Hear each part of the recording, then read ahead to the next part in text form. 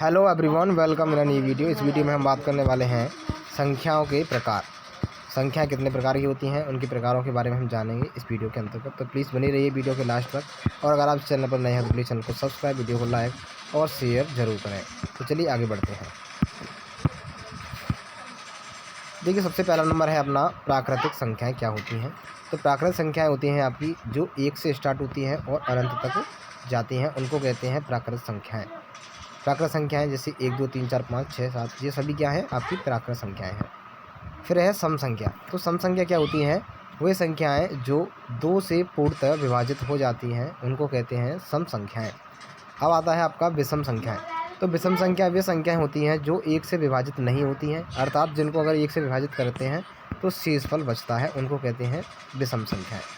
इसके बाद आता है आपका पूर्णांक संख्या।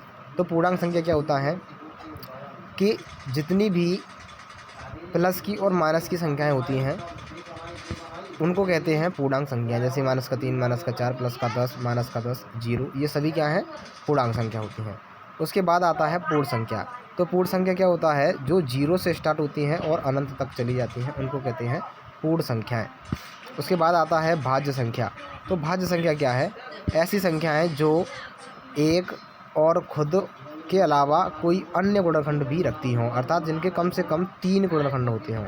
3 कैसे, जैसे अगर बात करते हैं इसे 4 की, तो देखो ये 2 से हो जाएगा, 1 से हो जाएगा और ये 4 से भी हो जाएगा, इसीलिए ये संख्या कैसी है, भाज्य संख्या है। चलिए आगे बढ़ते हैं।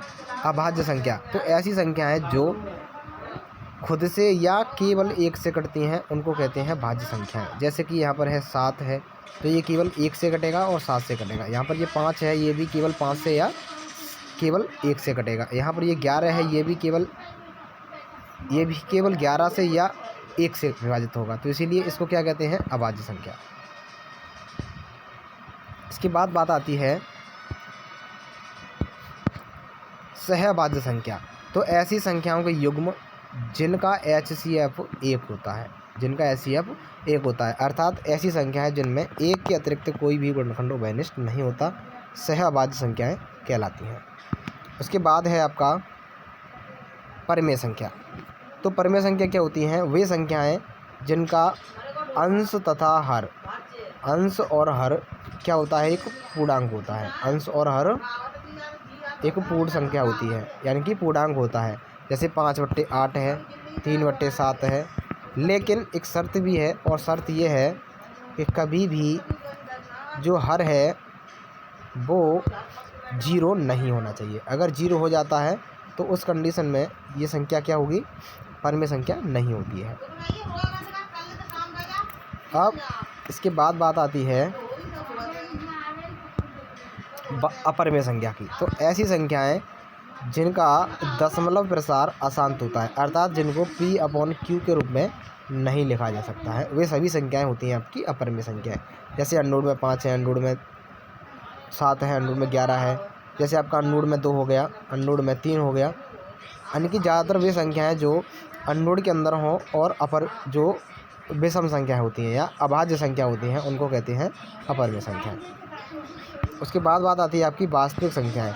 तो वास्तविक संख्या क्या होती हैं, ऐसी संख्याएँ जिनका वर्ग सदैव धनात्मक होता है, उन्हें कहते हैं वास्तविक संख्याएँ। जैसे कि यहाँ पर इसका वर्ग निकालें आप, चाहे इसका वर्ग निकालें, चाहे इसका वर्ग निकालें, किसी भी संख्या के में से आप अगर वर्ग निकालेंगे, वो हमेशा कैसा आएगा, एक धनात्मक संख्या आएगा। अगर धनात्मक संख्या आता है वर्ग निकालने पर, तब उसको कहते हैं कि वो आपकी वास्तविक संख्या है। और अगर वर्ग करने पर संख्या आपकी क्या है, नेगेटिव आती है, अगर वर्ग करने पर संख्या नेगेटिव आती है, तब उसको कहते हैं कि ये संख्या आपकी आभासी है, यानी कि अवास्तविक संख्या है। यहाँ पर आप इसका अगर वर्ग निकालें तो -6 आएगा, इसका वर्ग निकालें तो -5 आएगा, इसका वर्ग निकालेंगे तो -29 आएगा। तो वे सभी संख्याएँ जिनका वर्ग निकालते हैं, तो अगर नेगेटिव आती हैं तो उनको कहते हैं हम आभासी संख्याएँ या काल्पनिक संख्याएँ। तो सीधा ये भी कह सकते हैं कि अगर अंडूर के अंदर माइनस में कोई संख्या लिखी हुई है, तब भी वो क्या होती है, आपकी एक आभासी संख्या होती है, अवास्तविक संख्या होती है। तो आई होप वीडियो आपको अच्छा लगा होगा। अगर वीडियो अच्छा लगा है तो प्लीज़ चैनल को सब्सक्राइब, वीडियो को लाइक और अपने दोस्तों के साथ शेयर जरूर करें, और कमेंट करके जरूर बताइए वीडियो आपको कैसा लगा। Thank you very much.